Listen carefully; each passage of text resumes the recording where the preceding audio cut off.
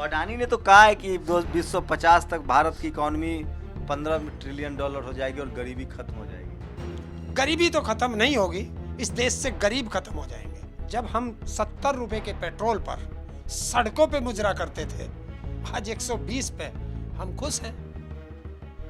जब हम 400 रुपए के सिलेंडर पर सर पे सिलेंडर रख के सड़कों पे हमारे देश के नेता मुजरा करते थे, गले में प्याज डाल के सड़कों पे अर्धनंग होके मुजरा करते थे, आज वो लोग हैं कहाँ? आज वो सत्ता में बैठे हैं, मलाई खा रहे हैं। हमारे देश को धर्म की अफीम चटा दी है। अगर हिंदू खतरे में है तो सबसे पहले तो अमित शाह के लड़के को तलवार लेके जलूसों में आना चाहिए था। तो ये किनके बच्चे हैं जो तलवार भांज रहे हैं? ये हमारे बच्चे हैं, SC ST OBC के बच्चे हैं, क्योंकि इनको तो एक धर्म की अफीम चटा दी और ये धर्म की नशे में है। और जिस देश में धर्म का नशा होगा उस देश का नाश होना निश्चित है, क्योंकि जब जब धर्म बढ़ा है देश का नाश हुआ है।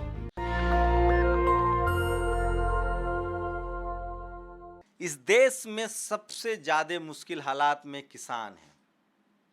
मेरे साथ हरिंदर ताऊ हैं जो लगातार किसान आंदोलन में आपने इनको देखा। कहाँ है देश के हालात, किस कदर जा रहा है देश, क्या धर्म के नाम पर, जाति के नाम पर कभी शोषण रुकेगा, किसानों की स्थिति अच्छी होगी। हरिंदर ताऊ एक बार फिर दिल्ली में है, किसानों के साथ एक आंदोलन चल रहा था उसमें शामिल हुए हैं। बुलडोजर से लेकर किसानों की स्थिति पर बात करेंगे। हरिंदर ताऊ, क्या लग रहा है? सरकार कह रही है कि सब कुछ अच्छा है और 350 भारतीय रोज, खासकर सवर्ण लोग, अपने बच्चों को विदेश में वीजा दिलवा रहे हैं। देखिए, अगर अच्छा होता तो आज प्रधानमंत्री को बोलना था, नहीं बोला। प्रधानमंत्री जो है डीजल पे बात करता है कि GST घटा दीजिए, राज्यों को कह रहे हैं। क्यों कह रहे हैं राज्यों को? आज क्यों नहीं रात 8 बजे आकर के कह देते, भाइयों बहनों आज रात 8 बजे के बाद डीजल और पेट्रोल GST में लागू किया जाता है हिम्मत तो कर दें, लेकिन नहीं करेंगे। क्यों? क्योंकि अपने मित्रों को फ़ायदा पहुंचाना है। डीजल और पेट्रोल है किसका? अंबानी का। तो इसे अंबानी और अडानी के अलावा कुछ नहीं दिखता। आज मैं परसों एक खबर देख रहा था कि अडानी की आय एक दिन में 11,000 करोड़ नहीं जी, 3 लाख करोड़ बढ़ी है। 3 लाख करोड़ दिया है। तो देश के लिए गर्व का विषय है ना कि आपके पास सबसे अमीर बिजनेसमैन है। हमारे पास देश का गर्व की बात है कि सबसे ज़्यादा अमीर बिजनेसमैन है, लेकिन हमारे पास दुख की बात भी है कि हमारा देश का प्रधानमंत्री जब कहता है कि मैं 80 करोड़ लोगों को भोजन देता हूँ, 2 साल के अंदर 3 लाख करोड़ का वो राशन नहीं बांट पाए, लेकिन उनका मित्र एक दिन में 3 लाख करोड़ का मालिक बनता है। तो वो जो फार्मूला है वो अपने देश के इन गरीबों को क्यों नहीं बता देते, ताकि ये गरीब भी ऊपर उठ जाएं। कैसे आपको लगता है कि अंबानी के बढ़ने में, अडानी के बढ़ने में मोदी जी कहाँ थे? वो लोग तो मेहनत करते हैं, बिजनेस है उनका। तो फिर ये देश उनको दे दीजिए ना, फिर देश कर्जे में क्यों जा रहा है? इससे तो अच्छा है इस देश का प्रधानमंत्री अडानी और अंबानी को बना दो। तो अडानी ने तो कहा है कि 2050 तक भारत की इकोनॉमी $15 ट्रिलियन हो जाएगी और गरीबी खत्म हो जाएगी। गरीबी तो खत्म नहीं होगी, इस देश से गरीब खत्म हो जाएंगे। हाँ। भाई आप देखिए ना, जब हम 70 रुपए के पेट्रोल पर सड़कों पे मुजरा करते थे, आज 120 पे हम खुश हैं। जब हम 400 रुपए के सिलेंडर पर सर पे सिलेंडर रख के सड़कों पे हमारे देश के नेता मुजरा करते थे, गले में प्याज डाल के सड़कों पे अर्धनंग होके मुजरा करते थे, आज वो लोग हैं कहाँ? आज वो सत्ता में बैठे हैं, मलाई खा रहे हैं। हमारे देश को धर्म की अफीम चटा दी है। और क्या कहते हैं, एक शब्द कहते हैं वो कि हिंदू खतरे में है। बस ये शब्द लगाएंगे और हम जैसे बेवकूफ़, मैं अपने आप को भी कहता हूँ कि हम जैसे SC ST OBC के माइनॉरिटी के लोग, बस हिंदू खतरे में है, लग गए लाइन में। अगर हिंदू खतरे में है तो सबसे पहले तो अमित शाह के लड़के को तलवार लेके जलूसों में आना चाहिए था। उनका लड़का तो है, कट्टर हिंदू है। कट्टर हिंदू है तो तलवार लेके जलूस में क्यों नहीं आता? वो तो BCCI की जो सबसे धनी संस्था है उसकी मलाई चाट रहा है। राजनाथ का लड़का क्यों नहीं आता? स्मृति ईरानी के बच्चे क्यों नहीं आते? अरे वित्त मंत्री निर्मला सीतारमण के बच्चे क्यों नहीं आते? तो ये किनके बच्चे हैं जो तलवार भांज रहे हैं? ये हमारे बच्चे हैं, SC ST OBC के बच्चे हैं, क्योंकि इनको तो एक धर्म की अफीम चटा दी और ये धर्म की नशे में है। और जिस देश में धर्म का नशा होगा उस देश का नाश होना निश्चित है, क्योंकि जब जब धर्म बढ़ा है देश का नाश हुआ है। तो ये जो आप धर्म के खिलाफ बोल रहे हैं, आपको तो राष्ट्रद्रोही घोषित कर ये पाकिस्तान भेज देंगे। हाँ, मुझे तो चाहे अफगानिस्तान भेज दो, क्योंकि जो इनके खिलाफ बोलेगा, इन्होंने एक एजेंडा सेट किया है कि जो बीजेपी के खिलाफ बोले उसे देशद्रोही लिख दो, उसे पाकिस्तान भेज दो। अरे पाकिस्तान मेरे रिश्तेदार थोड़ा ही हैं, पाकिस्तान तो देश के प्रधानमंत्री के रिश्तेदार होंगे, क्योंकि 2 बार जा लिया। एक बार बिना बुलाए चला गया, एक बार माँ के लिए, उसकी माँ के लिए शॉल भेजा, उनने साड़ी भेज दी। देखिए, एक रिश्तेदारी आपस में कपड़े का लेन देन करता है। हमारे लिए तो किसी ने आम ना भेजे, उसके लिए आम भेजता है। क्या लग रहा है हरिंदर भाई कि ये जो सरकार चल रही है, विदेशी कर्ज बढ़ रहा है, महंगाई बढ़ रही है, लेकिन कोई टीवी अखबार जो पहले सरकार से सवाल पूछता था वो तो पूछ नहीं रहा है। और इस देश का एक बड़ा तबका है जो RSS बीजेपी का समर्थक है, उसको भी वो तो कह रहा है कि 500 रुपये पेट्रोल होगा तो अभी तेल भरवाएंगे। तो लोग कह रहे हैं कि कुछ मुट्ठी भर आप जैसे लोग हैं जिनको परेशानी है बस। देखिए, अगर हमें परेशानी है तो जो लोग ये कहते हैं कि हम 500 रुपये का भी पेट्रोल खरीद सकते हैं, वो देश के सबसे बड़े गद्दार हैं। क्योंकि उन्होंने जब 70 में था तब क्यों वे महंगाई पे बोल रहे थे, तब क्यों बोल रहे थे? इसका मतलब वो देश के गद्दार हैं। लेकिन लोग जिनको 80 करोड़ लोग जिनको 5 किलो राशन मिल रहा है वो तो खुश है, उनको लग रहा है कि हमको सब मजे आए। देखिए, मैं बार बार यही कहता हूँ कि ये सरकारें हैं, जब चुनाव आएगा आपको लॉलीपॉप देंगे और फिर आपकी चमड़ी से उधेड़ करके लेंगे। 5 किलो अनाज कितने का? 20 रुपये किलो गेहूँ, 100 रुपये का, उसके साथ 100 रुपये का और दे दिया होगा कुछ, 200 रुपये का, और सिलेंडर 400 रुपये से 1000 का, तो ले लिया आपसे, ले लिया चमड़ी उधार के ब्याज से। लेकिन जनता तो कह रहे हैं कि उन्हीं को चुन रही है। देखिए, चुनाव में बहक जाते हैं धर्म के नाम पर।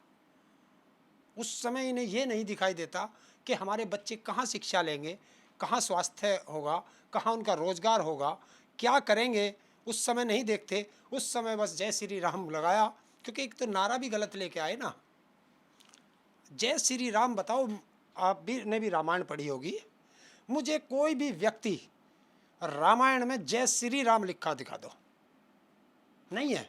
जय श्री राम का नारा नहीं है, जय सिया राम है। तो मैं फिर कहता हूँ, एक शब्द है, तंज के रूप में कहता हूँ कि मोदी जी के लिए कहता हूँ कि ना रखी अपनी, ना रहने दूंगा तुम्हारी। तो ये भूखे मरेंगे लोग, पक्का। कैसे देख रहे हैं देश को? आप तो उम्र दराज भी है, अनुभव भी है, राजनीतिक सामाजिक अनुभव। देश कहाँ जा रहा है? वो तो कह रहे हैं कि भारत का डंका दुनिया में डंका बज रहा है, विदेश में मान सम्मान बढ़ा है। कौन कह रहा है विदेश में मान सम्मान बढ़ा है? चीन हमारे अंदर घुसा बैठा है। आज तक के जब से देश आज़ाद हुआ है और मोदी से पहले तक जितनी भी सरकारें रही, नेपाल से हमारे कितने अच्छे संबंध थे। आज नेपाल से भी हमारे संबंध बिगड़ गए। और आप जो देख रहे हो ना कि हमारा डंका बज रहा, हम 15 ट्रिलियन जाएंगे और 50 ट्रिलियन जाएंगे, जिस तरीके से लंका में जो हालात हैं, कि जो लंका में राजपक्षे हैं, जब ये आए थे तो इन्होंने जनता को कहा था हम मॉरिशस बनाएंगे लंका को, और मॉरिशस बनाने के चक्कर में उन्होंने भी, लंका वालों ने भी सोचा मॉरिशस अच्छा देश होगा तो हम भी ऊपर बढ़ जाएंगे, तो उन्होंने जो है उनकी लंका लगा दी। जिस तरह हमारे देश के पागल हुए थे 2014 में कि गुजरात मॉडल, और आज गुजरात मॉडल में आप देख रहे हैं, जब भी वहाँ कोई विदेशी आता है तो कभी 15 फीट ऊंची दीवार लगा के झुग्गियों को ढक देते हैं। कभी अभी कौन सा आया था वो, जिसका जॉनसन आया था, उसको लाने के लिए सफ़ेद कपड़े के पर्दे लगा दिए। क्योंकि इस देश में क्या है, इस देश में Adani is India, India is Adani बन गया है। आज तक का इतिहास में किसी राजनयिक का, किसी उद्योगपति ने स्वागत नहीं किया, बढ़ के उसकी अगवानी नहीं की। और उद्योगपति के घर जाता है, बाद में देश में आता है, और अडानी रक्षा सौदों पे बात करता है उससे। ये कितनी बड़ी शर्म की बात है। लेकिन राजनीति की बात करें तो विपक्ष जो है वो खामोश है, घरों में बैठा हुआ है। विपक्षी नेता कोई सड़क पर उतरने के लिए तैयार नहीं है, टीवी अखबार भी उनके खिलाफ साथ नहीं है, विपक्ष के नेता सड़कों पर हैं। आप जैसे कुछ लोग बोलते हैं तो उनकी गिरफ्तारी होगी, कोई पत्रक तो कैसे कोई क्या लग रहा है कि डर है चारों तरफ या लोगों ने सरेंडर कर दिया है? ना डर है ना सरेंडर किया है। मैं तो कहता हूँ जितने विपक्ष वाले ना सब घर बैठ जाएं, कुछ ना करें, इस जनता को छोड़ दें, जय श्री राम करने दें। हाँ, कुछ दिन बाद वे 2025 आ जाने दो बस। हाँ 2025 के बाद हाँ। फिर इस देश में कुछ नहीं बचेगा। सिर्फ काली टोपी होगी, खाकी पैंट होगी, हाथ में डंडा होगा और एक दूसरे का खोपरा फूटता होगा। कौन लोग लड़ेंगे आपस में? आरएसएस और जनता। 2025 के अंदर देखिए, 2025 तालिबान टाइप से हो जाएगा, अफगानिस्तान टाइप से। उसको मैं वहाँ गया नहीं ना, वो मैं बात ही नहीं करता वीडियो उसमें। देखते हैं ना आजकल, खाने के लिए बड़ी जंग है अरे वहाँ, रोटी वीडियो- के लिए लड़ाई हो रही है, जबकि इस्लामिक मुल्क अब हो गया है। वीडियो कैसे देखूं जब इस देश का सांसद, मंत्री भी रहा होगा, साक्षी महाराज तो मंत्री भी रहा ना, सांसद तो है, हाँ सांसद। सांसद तो है उन्नाव से। वो 2013 का वीडियो डालता है अपनी फेसबुक पे और लिखता है कि अपने घरों में हथियार रखो हिंदुओं, ये तालिबानी घुस जाएंगे। और जो 2013 का वीडियो जारी करता है वो बांग्लादेश का है, जब बांग्लादेश में झगड़े हुए, और उसे हिंदुस्तान का बताता है।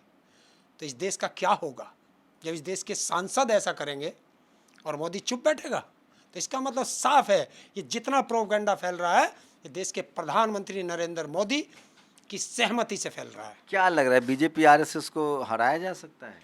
बिल्कुल हराया जा सकता है। कैसे? जनता की वोट से। जनता के पास आपको जाना पड़ेगा। लेकिन जनता तो, जो मान लीजिए इस देश में जो सवर्ण समाज है, जो जाट गुर्जर पटेल मराठा है, जो हिंदू 80% के नाम पर एकजुट है, मुसलमानों को सबक सिखाना है, आरक्षण खत्म करना है, कौन लड़ रहा है? शेड्यूल कास्ट के अलावा तो कोई इस देश में लड़ नहीं रहा है। देखिए अभी आप देखिए, सब कहते हैं 80% हिंदू है, बीजेपी को वोट कितना मिला? 41%। तो करीब 59% वोट तो अभी अलग है। तो 80 में से 41 ही तो मिला उसे, बाकी तो बच रहा। लेकिन ये बिखरा हुआ है, इनको एक होना पड़ेगा। और एक बार, क्योंकि अगर देश बचाना है, अगर हमारे देश के राजनेता अपना स्वार्थ छोड़कर देश की बात सोच लें तो मोदी नहीं, ऐसे तो 565 मोदी हराए जा सकते हैं। वरना 2025 में आरएसएस को 100 साल होने जा रहे हैं और आरएसएस की बिल्कुल क्लियर नीति है कि 2025 में बाबा साहब का संविधान खत्म और आरएसएस का संविधान लागू। उससे क्या नुकसान होगा? ठीक है, बढ़िया संविधान, नया संसद, नया संविधान, तो फिर नया प्रधानमंत्री भी मिलेगा, ये ध्यान रख लेना। हाँ, तो उससे नुकसान किसको है? हिंदू राष्ट्र बनेगा, नया संसद होगा, नया संविधान होगा। हाँ, देश में बचेगा क्या? एससी एसटी ओबीसी आरक्षण के नाम पर जो इनको थोड़ा बहुत रोजगार मिल जाता था वो खत्म, क्योंकि अब तो ये कर ही नहीं रहे। जब आईएएस बनाते हैं तो बैकडोर से अपने अपने, एक भी उसमें एससी एसटी ओबीसी का बताओ, अभी 300 कुछ लोग बनाए इन्होंने। 332। हाँ, एक भी उसमें एससी एसटी ओबीसी का हो तो मुझे बता दो। लेकिन ये बात तो जाट गुर्जर मराठा पटेल जो ओबीसी कम्युनिटी में है, जो ताकतवर कौम है, यादव कुर्मी कोयरी, ये समझ नहीं रहे ना। पूरी लड़ाई शेड्यूल कास्ट के लोग लड़ रहे हैं। देखिए होगा, एक कहावत है, अब पछताए क्या होत है जब चिड़िया चुग गई खेत। तो ये पछताएंगे, लेकिन अब कोई भगत सिंह, चंद्रशेखर आज़ाद, अशफाक उल्ला खां ये पैदा नहीं होंगे। ये आप लोगों में से खड़ा होना पड़ेगा, तभी देश बच सकता है। अगर हम आपको लगता है कि ये अंग्रेज हैं, इनके खिलाफ फांसी चढ़ना पड़ेगा? चढ़ नहीं रहे, रोज मर रहे हैं। अरे जब मूंछ रखने पर यहाँ हत्या हो जाती हो और देश का प्रधानमंत्री चुप हो, किसकी है? यहाँ बारात में कोई घोड़ी पे नहीं चढ़ सकता क्योंकि ये एससी समाज का है, ये छोटी जात का है। जब मंदिर, आज मंदिर कर रहे हैं कि अयोध्या में राम मंदिर बन रहा है, सारे एससी एसटी ओबीसी वाले लग रहे राम, जय सिया राम, जय श्री राम। अच्छा, मान लिया और शेड्यूल मंदिर में घुसने की परमिशन नहीं। अच्छा, शेड्यूल कास्ट मुसलमानों को नहीं, लेकिन कोई जाट गुर्जर पटेल मराठा भी तो मंदिर में ट्रस्टी नहीं है, सिर्फ ब्राह्मण समाज के लोग हैं। एक शेड्यूल कास्ट का सिंबॉलिक रख दिया। देखिए जब इस अयोध्या में राम मंदिर का शिलान्यास करना था तो उसमें जाना था देश का सर्वोच्च पद पे बैठा हुआ महामहिम राष्ट्रपति को, लेकिन ब्राह्मण लॉबी ने कहा नहीं, ये तो एससी का है, ये नहीं आएगा, जाति नहीं जाएगी। एससी नहीं जाएगा। तो आप तो जाट हैं, आपको तो हिंदू धर्म के आप सबसे मजबूत लाठी हैं, आपको क्या दिक्कत? हाँ, मैं अकेला क्या कर लूँगा, साथ में कोई लगे। जाटों को, गुर्जरों को, पटेलों को कोई दिक्कत नहीं है, उनका तो मजे मजे है, हाँ, 13 महीने रह गए सड़कों पे ये सारे। हम्म? 13 महीने किसी ने पूछा, किसी ने आतंकवादी कहा, किसी ने खालिस्तानी कहा, किसी ने टुकड़े टुकड़े गैंग कहा, सब कहते हैं। अभी मंदिर पे आ जाओ ना, बहुत अच्छा किस्सा है। जब प्रधानमंत्री को गया, प्रधानमंत्री ने जाके उसका उद्घाटन कर दिया, शिलान्यास। और जब वोट की बात आई तो सबसे पहला चंदा महामहिम राष्ट्रपति से लिया गया कि देखो मंदिर के लिए चंदा सबसे पहले दलित ने दिया। चंदा देगा, ईंट पकड़ाएगा, गारा पकड़ाएगा, झाड़ू मारेगा, फिर मंदिर में नहीं जाएगा, बाहर बैठ पत्तल लेकर के। तो आपके लिए मंदिर जरूरी है, स्कूल जरूरी है, या दोनों जरूरी है? देखिए, मुझे ना मंदिर की ज़रूरत है ना मस्जिद की ज़रूरत है, शिक्षा की ज़रूरत है, स्कूल ज़रूरत है। अगर मेरे देश के शिक्षित होंगे तो सब चीज़ अपने आप पैदा कर। आपको तो वामपंथी अम्बेडकरवादी घोषित कर देगा था। अरे मुझे को आतंकवादी घोषित कर दो, मेरे पे कोई फर्क नहीं पड़ता। सच को सच कहना अगर गुनाह है तो शंभू भाई, ये हरेंद्र ताऊ जब तक जिएगा कहता रहेगा। मोहन भागवत जी ने कहा है कि हम हिंदू राष्ट्र बनाएंगे और सब कुछ सनातनी ही होगा। मतलब पहले हिंदू कह रहे थे, अब कह रहे हैं सनातन। मतलब सनातन मतलब मनुस्मृति का दौर आएगा, शंभू का वध होगा, कर्ण से कुंडल छीने जाएंगे,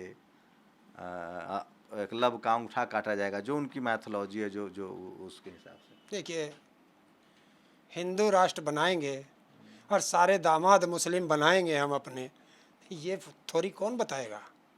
तो शादी ब्याह तो धर्म जाति से अलग हो, उसमें क्या दिक्कत? तो देश में कोई सब जाति रहे तो इसमें कौन सा फर्क पड़ता है। तो मोदी जी तो कहते हैं सबका साथ सबका विकास और सबका विनाश, ये कौन बताएगा।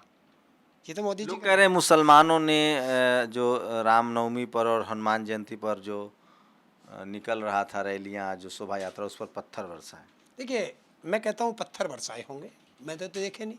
लेकिन बताइए, हमारे हिंदू धर्म में कहाँ लिखा है कि जब हम शोभा यात्रा निकालेंगे तो हम कट्टे और तलवार और डंडे और बर्छे लेकर के निकलेंगे? ये हमारे उसमें कैसे। और मैं इसी यात्रा की तो बात कर रहा हूँ कि जब ये धर्म की यात्रा निकलती है, इसमें राजनेताओं के बच्चे क्यों नहीं आते?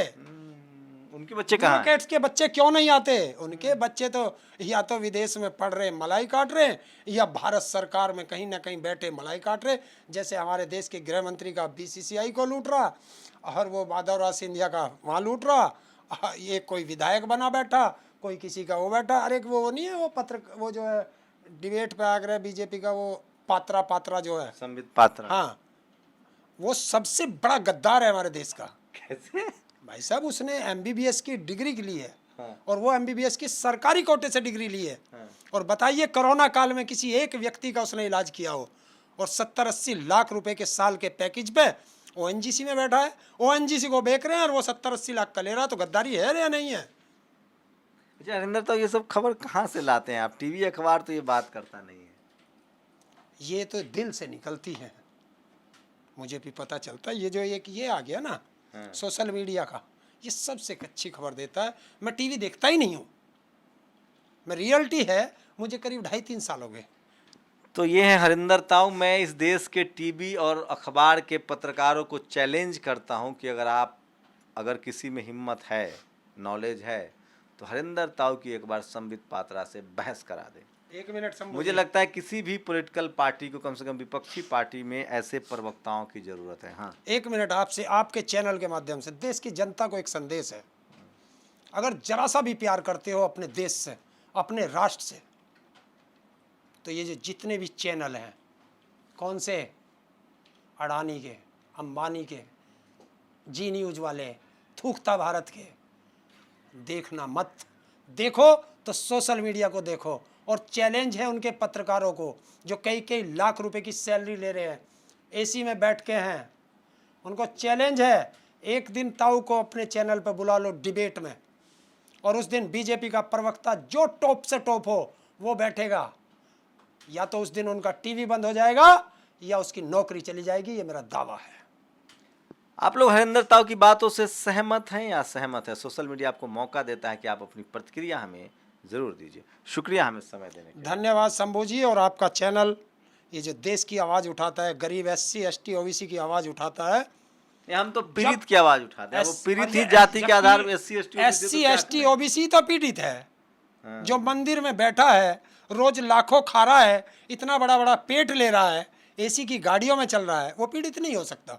जो मोदी का भक्त हो सकता है, जैसे मोदी के दो लाल अडानी अंबानी, तो वो कैसे पीड़ित हो जाएंगे? पीड़ित तो हम जैसे आप जैसे लोग होंगे। तो इसलिए देश की जनता से अनुरोध है कि इसे नेशनल दस्तक को जितना ज़्यादा से ज़्यादा सब्सक्राइब कर सकते हैं, लाइक करें, ताकि शेयर भी करें, ताकि ये आवाज़ मेरी नहीं, इस शंभू जी की आवाज़ देश की जनता को पता चले कि इनकी लड़ाई लड़ने वाला भी एक चैनल है। बहुत बहुत धन्यवाद आपका। जेल जाने के लिए भी तैयार है। सोशल मीडिया 10 बंद हो गया है। हरिंदर ताऊ नेशनल दस्तक को भी बंद करवाएंगे। सरकार सोशल मीडिया बंद करे, रोज 10-15 चैनल। देखिए शंभू जी, ये रहा मेरा मोबाइल, मेरे फेसबुक अकाउंट सब ब्लॉक हैं, नहीं खुल पा रहे। और दूसरी चीज़, जो डर गया समझो मर गया। डरना नहीं, ऊपर वाले ने पैदा किया है, खाने को ज़रूर देगा। ऐसे बहुत रोड़े आएंगे आपके बीच में, लड़ते रहिए। चलिए, पत्रकार का काम होता है, जैसे आप सेना में हैं तो आप लड़ाई के समय भाग नहीं सकते हैं। पत्रकार का काम होता है सरकार से सवाल पूछना। आपकी क्या प्रतिक्रिया, अपनी प्रतिक्रिया जोड़ दीजिए। कैमरा आशीष के साथ शंभू कुमार सिंह, नेशनल दस्तक, दिल्ली। नेशनल दस्तक की आपसे गुजारिश है कि अगर इसको बचाना चाहते हैं तो नेशनल दस्तक को सब्सक्राइब करने के लिए रेड कलर के सब्सक्राइब बटन को दबाएं, फिर बेल आइकन की घंटी दबाएं। नेशनल दस्तक को बचाने के लिए बहुत जरूरी है कि हर खबर को शेयर करें, लाइक करें, कमेंट जरूर करें।